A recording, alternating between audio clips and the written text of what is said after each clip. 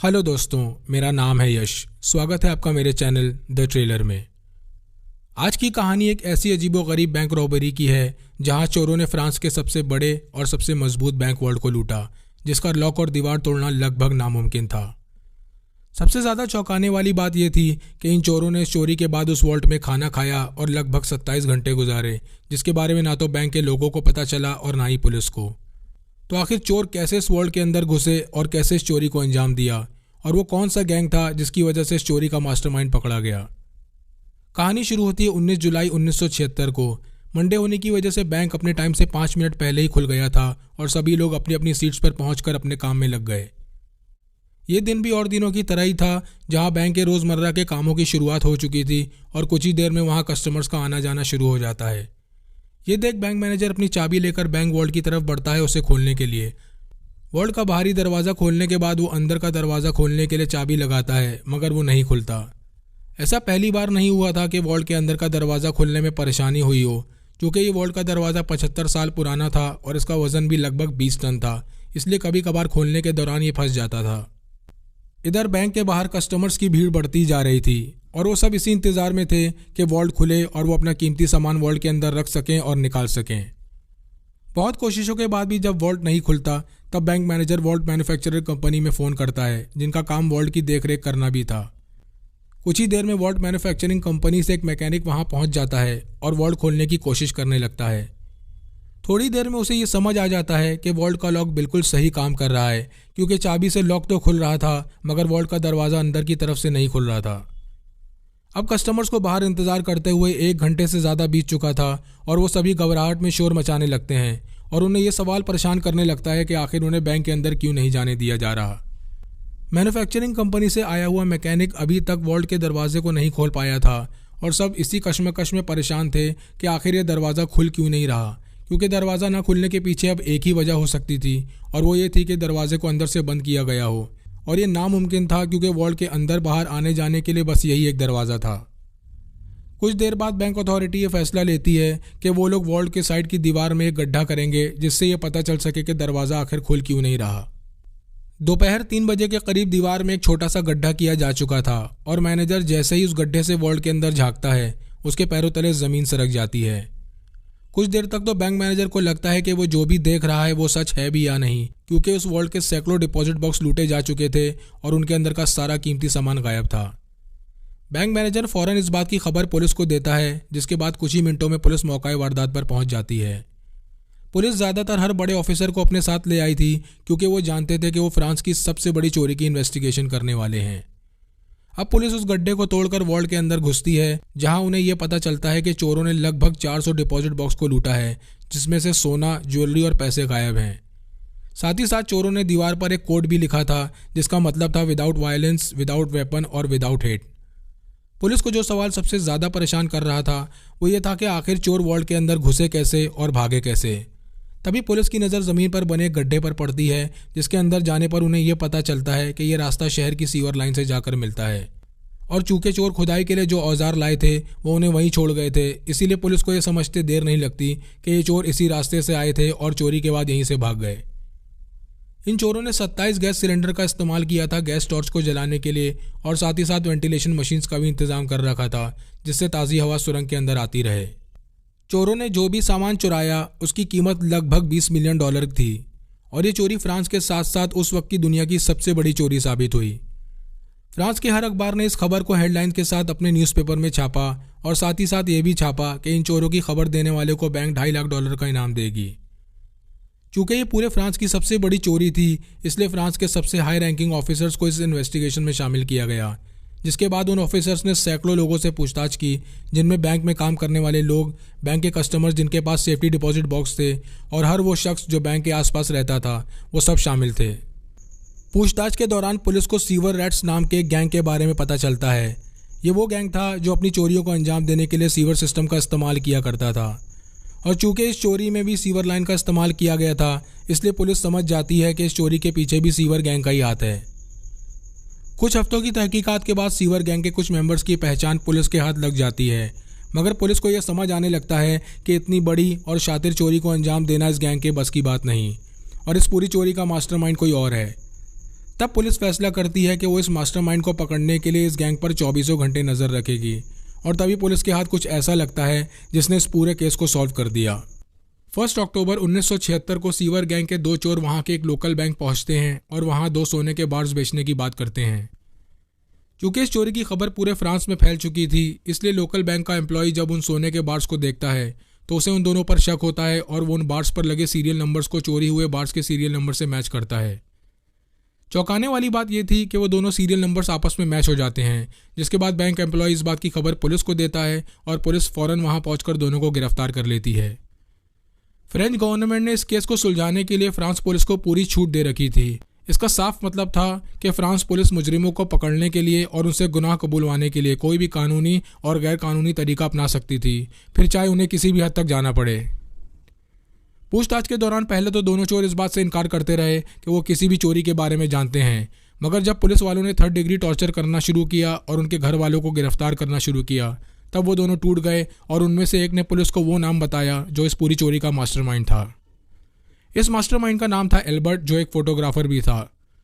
नाम पता चलते ही पुलिस फौरन एल्बर्ट के पास पहुंचती है और उसे हिरासत में लेकर पूछताछ शुरू कर देती है। पूछताछ में एल्बर्ट पुलिस को बताता है कि वो पेशे से एक फोटोग्राफर है और वो ऐसी किसी भी चोरी के बारे में कुछ नहीं जानता। पुलिस एल्बर्ट के बारे में और ज़्यादा जानने के लिए उसके पड़ोसियों से भी पूछताछ करती है, जिसमें उन्हें यह पता चलता है कि एल्बर्ट एक बहुत सीधा साधा आदमी है जो एक बहुत आम जिंदगी गुजारता है और अपनी बीवी से बहुत प्यार भी करता है। एल्बर्ट का घर भी शहर की भीड़भाड़ से दूर एक गाँव में था। अब पुलिस को लगने लगता है कि एल्बर्ट जैसा आदमी इतनी बड़ी चोरी का मास्टरमाइंड नहीं हो सकता, मगर फिर भी वो उसे अपनी कस्टडी में ही रखते हैं और पूछताछ जारी रखते हैं। इसी दौरान पुलिस ने एल्बर्ट से जुर्म कबूलवाने के लिए उसे 3rd डिग्री टॉर्चर भी किया, पर एल्बर्ट का यही कहना था कि उसने इस चोरी को अंजाम नहीं दिया है। तब पुलिस एल्बर्ट के घर की छानबीन शुरू करती है, जहां उन्हें बंदूकें और बॉम्ब मिलते हैं। यह पुलिस के लिए एक बहुत बड़ा सबूत था और पुलिस समझ जाती है कि एल्बर्ट झूठ बोल रहा है। अब पुलिस एल्बर्ट से सच निकलवाने के लिए इल्लीगल रास्ता अपनाती है और वो एल्बर्ट से कहती है कि अगर उसने उन्हें सच नहीं बताया तो वो लोग एल्बर्ट की बीवी को गैर कानूनी हथियार रखने के जुर्म में गिरफ्तार कर लेंगे और उसे कई सालों की सज़ा हो जाएगी। पुलिस ये बात बहुत अच्छी तरह जानती थी कि एल्बर्ट अपनी बीवी से बहुत प्यार करता है और इस धमकी के बाद वो सच ज़रूर बोलेगा, और हुआ भी बिल्कुल वैसा ही। इस ब्लैकमेल के बाद एल्बर्ट अपना जुर्म कबूल लेता है और पुलिस को बताता है कि वही इस चोरी का मास्टरमाइंड है। साथ ही साथ वो पुलिस को यह भी बताता है कि कैसे उसने इस पूरी चोरी को अंजाम दिया, जिसे सुनने के बाद पुलिस अपने दांतों तले उंगलियां दबा लेती है। एल्बर्ट पुलिस को बताता है कि इस बैंक को लूटने का आइडिया उसके दिमाग में 2 साल पहले आया था, जब उसका पड़ोसी जो इस बैंक में काम करता था उसने उसे बताया था कि बैंक वॉल्ट के अंदर अलार्म सिस्टम नहीं लगा है। ये पता चलते ही एल्बर्ट ने एक सेफ डिपॉजिट बॉक्स वहाँ रेंट पर ले लिया था। जो भी customer safe deposit box rent पर लेते थे उन्हें बिना किसी गार्ड के वॉल्ट के अंदर जाने दिया जाता था, ताकि वो प्राइवेसी के साथ अपना कीमती सामान वॉल्ट के अंदर रख सकें और निकाल सकें। इसी का फ़ायदा उठाकर एल्बर्ट अपने साथ एक कैमरा अंदर ले गया और वॉल्ट के एक एक कोने की फ़ोटोज़ लेने लगा। वो ये फ़ोटोज़ इसलिए ले रहा था ताकि वो वॉल्ट के चप्पे चप्पे को स्टडी कर सके, और जो सबसे ज़रूरी बात थी वो ये थी कि इस वॉल्ट के अंदर हज़ारों सेफ डिपॉजिट बॉक्स थे, जिन्हें लूटने के लिए उसे ज़्यादा से ज़्यादा टाइम तक अंदर रहना था। एल्बर्ट कई दिनों तक वॉल्ट के अंदर जाने के रास्ते के बारे में सोच रहा था, तभी उसके दिमाग में एक आइडिया आता है। आइडिया ये था कि वो अंडरग्राउंड सीवर सिस्टम के जरिए बैंक वॉल्ट के अंदर घुसेगा। चूँकि फ्रांस में अंडरग्राउंड सीवर सिस्टम काफ़ी बड़ा था, इसलिए एल्बर्ट फैसला करता है कि वो सीवर लाइन खोदकर उसके जरिए बैंक की बिल्डिंग तक पहुँचेगा। मगर ये इतना आसान नहीं था और इसमें बहुत मेहनत और वक्त लगने वाला था, और इसीलिए एल्बर्ट कई हफ्तों तक सीवर सिस्टम के अंदर जाने लगा, सिर्फ वो एक सीवर लाइन ढूंढने के लिए जो बैंक तक जाती हो और जहां से वो लोग अपनी खुदाई का काम शुरू कर सकें। चूँकि सीवर सिस्टम में बहुत बदबू और गैस होने की वजह से वहां थोड़ी देर के लिए रुकना भी बहुत मुश्किल था, और इसलिए एल्बर्ट को लगने लगता है कि ये मिशन इम्पॉसिबल है। तब वो एक कॉन्ट्रैक्टर बनकर सिटी हॉल पहुंचता है और वहां से शहर के सीवर सिस्टम का मैप ले लेता है। मैप की मदद से बहुत जल्दी उसे वो सीवर लाइन मिल जाती है जो सीधे बैंक वॉल्ट के पास पहुंचती थी, और साथ ही साथ खुदाई शुरू करने की सही जगह भी वो ढूंढ लेता है। बैंक वॉल्ट और सीवर लाइन के बीच जो दूरी थी वो महज 30 फीट थी, और इसे खोदने में उन्हें ज़्यादा वक्त भी नहीं लगता। मगर जो सबसे बड़ी परेशानी उनके सामने थी वो ये थी कि ये सीवर लाइन शहर के सबसे ज़्यादा ट्रैफिक जाम वाले रोड के नीचे थी। इसका साफ मतलब था कि खुदाई के दौरान नीचे से आने वाली आवाज़ें ऊपर लोगों को सुनाई देती, जिसकी वजह से वो लोग पकड़े जा सकते थे। अब एल्बर्ट ने सीवर लाइन और खुदाई की जगह तो ढूंढ ली थी, मगर ना तो उसके पास लोग थे और ना ही औजार जिनकी मदद से वो इस पूरे ऑपरेशन को अंजाम दे सके। तब एल्बर्ट फ्रांस के शहर मार्सेल पहुंचता है और वहां के कई क्रिमिनल गैंग के लीडर से मिलता है, जिनमें से एक सीवर रैट गैंग भी था। सीवर रेड गैंग के लीडर को चोरी का ये आइडिया बहुत पसंद आता है और वो एक बड़े हिस्से के बदले इस चोरी के लिए तैयार हो जाता है। अब एल्बर्ट के पास एक पूरा गैंग और वो सभी औजार मौजूद थे जिससे वो इस चोरी को अंजाम दे सके। एल्बर्ट ने इस पूरी खुदाई का प्लान पहले ही तैयार कर रखा था और साथ ही साथ वो बहुत चौकन्ना भी था ताकि किसी से कोई भी गलती ना हो। इसीलिए उसने खुदाई से पहले कुछ लोग सीवर लाइन के बाहर खड़े कर रखे थे ताकि किसी के भी आने की खबर वो अंदर खुदाई कर रहे लोगों को दे सकें। चूँकि वो लोग ये नहीं चाहते थे कि खुदाई के दौरान ज़्यादा आवाज़ हो, इसलिए वो लोग हथौड़ी और छेनी की मदद से सुरंग खोद रहे थे, जिसकी वजह से वो लोग बहुत जल्दी और बहुत ज़्यादा थक जा रहे थे। सीवर लाइन के अंदर बहुत कम जगह होने की वजह से वहाँ बहुत गर्मी थी और वेंटिलेशन भी बिल्कुल नहीं था। इसी वजह से एक दिन सुरंग खोदते हुए उनका एक साथी बेहोश हो जाता है। तब एल्बर्ट पूरे गैंग को 2 टीम्स में बांटता है और ये तय होता है कि एक टीम 15 मिनट काम करेगी, उसके बाद फिर दूसरी टीम 15 मिनट काम करेगी। चूँकि वहाँ वेंटिलेशन बिल्कुल भी नहीं था, इसलिए एल्बर्ट ने वहाँ वेंटिलेशन ट्यूब का इंतजाम किया और साथ ही साथ एक डॉक्टर को भी लालच देकर अपने साथ कर लिया ताकि खुदाई के दौरान किसी की भी तबीयत खराब होने पर वो उनका इलाज कर सके। एल्बर्ट ये बात बहुत अच्छी तरह जानता था कि वो गैंग के लोगों का जितना ज़्यादा ख्याल रखेगा वो उतना ही जल्दी सुरंग खोद कर वॉल्ट तक पहुँचेगा और इस चोरी को अंजाम दे पाएगा। अब खुदाई होते हुए पूरे 9 हफ्ते बीत चुके थे और तभी जुलाई के पहले हफ्ते में एल्बर्ट और उसका गैंग बैंक वॉल्ट की दीवार तक पहुंच जाता है। मगर एक बहुत बड़ी मुसीबत पहले से ही उनका यहाँ इंतजार कर रही थी। अब एल्बर्ट और उसके गैंग को वॉल्ट की दीवार को तोड़ना था जो 12 इंच मोटी कंक्रीट से बनी हुई थी और उसे तोड़ने के लिए ड्रिलिंग मशीन और जैक हैमर की ज़रूरत थी। अब एल्बर्ट को यह डर सता रहा था कि ड्रिलिंग मशीन और जैक हैमर से खोदने पर उसकी आवाज़ ऊपर जा सकती है और इसीलिए वो ऊपर आकर यह चेक करता है कि ड्रिलिंग मशीन और जैक हैमर चलने की आवाज़ ऊपर आ रही है या नहीं। चौंकाने वाली बात यह थी कि एल्बर्ट को नीचे से कोई भी आवाज़ नहीं आती और अब वो बेफिक्र होकर उस कंक्रीट वॉल में खुदाई शुरू करवा देता है। उसी रात वो लोग उस दीवार में लगभग 6 इंच तक खोद देते हैं और बचा हुआ 6 इंच अगली रात के लिए छोड़ देते हैं, क्योंकि अगली रात को सैटरडे नाइट थी और उसके अगले दिन संडे होने की वजह से बैंक बंद था। अगली रात वो लोग फिर से अपना खुदाई का काम शुरू करते हैं और लगभग रात 2 बजे उस दीवार को खोदकर वॉल्ट के अंदर घुस जाते हैं। वॉल्ट के अंदर घुसने के बाद चोर सबसे पहले वॉल्ट के दरवाजे को उसके स्टील फ्रेम के साथ वेल्डिंग कर देते हैं ताकि बाहर से कोई वॉल्ट का दरवाज़ा न खोल पाए और वो लोग आसानी से सीवर लाइन के रास्ते भाग सकें। अब वो लोग एक एक करके सेफ डिपॉजिट बॉक्स को तोड़ना शुरू करते हैं और उसके अंदर से निकलने वाले पैसे, ज्वेलरी और सोना देखकर उनकी आंखें फटी की फटी रह जाती हैं। ये देख वो सब इतना ज़्यादा खुश थे कि वो लोग वहीं अपनी कामयाबी का जश्न मनाने लगते हैं और साथ बैठकर खाना भी खाते हैं और खाना खाने के बाद वो लोग बाकी सेफ डिपॉजिट बॉक्स को तोड़ना शुरू कर देते हैं। उस वॉल्ट में 27 घंटे गुजारने के बाद वो लोग 400 डिपॉजिट बॉक्स को तोड़ते हैं और मंडे की सुबह 5 बजे उस वॉल्ट से फरार हो जाते हैं। मगर भागने से पहले एल्बर्ट स्प्रे पेंट उठाता है और दीवार पर एक फेमस कोट लिखता है, without weapons, without violence, without hate. इस कोट की वजह से फ्रांस की पब्लिक पुलिस का मजाक उड़ाने लगी और यह कहा जाने लगा कि यह पुलिस के गाल पर चोरों का तमाचा है। हालांकि एल्बर्ट ने अपनी बीवी को बचाने के लिए अपना जुर्म कबूल लिया था और अब वो अपने ट्रायल का इंतजार कर रहा था, जिसकी वजह से उसे अपने लॉयर के साथ हर थर्सडे को जज के ऑफिस जाना पड़ता था।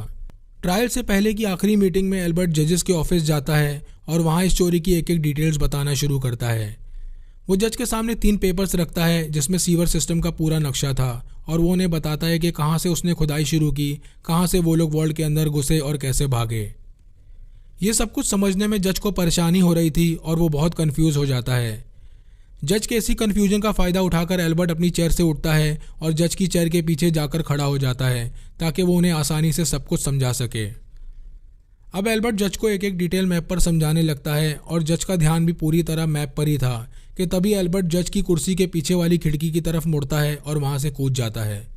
चूँकि जज का ऑफिस फर्स्ट फ्लोर पर था, इसीलिए एल्बर्ट बहुत आसानी से नीचे खड़ी कार की छत पर कूदता है जहाँ एल्बर्ट का एक साथी पहले से ही मोटरसाइकिल लिए उसका इंतज़ार कर रहा था। एल्बर्ट मोटरसाइकिल पर बैठकर वहाँ से फरार हो जाता है और उस दिन के बाद से लेकर आज तक एल्बर्ट को किसी ने नहीं देखा और वो हमेशा के लिए गायब हो गया। हालांकि एल्बर्ट कभी कभी अपने फ़ोटोज़ और मैसेजेस मीडिया और मैगज़ीन के ज़रिए पुलिस को भेजता रहता था, मगर वो कभी भी पुलिस के हाथ नहीं लगा और सन 1989 में लंग कैंसर होने की वजह से उसकी मौत हो गई।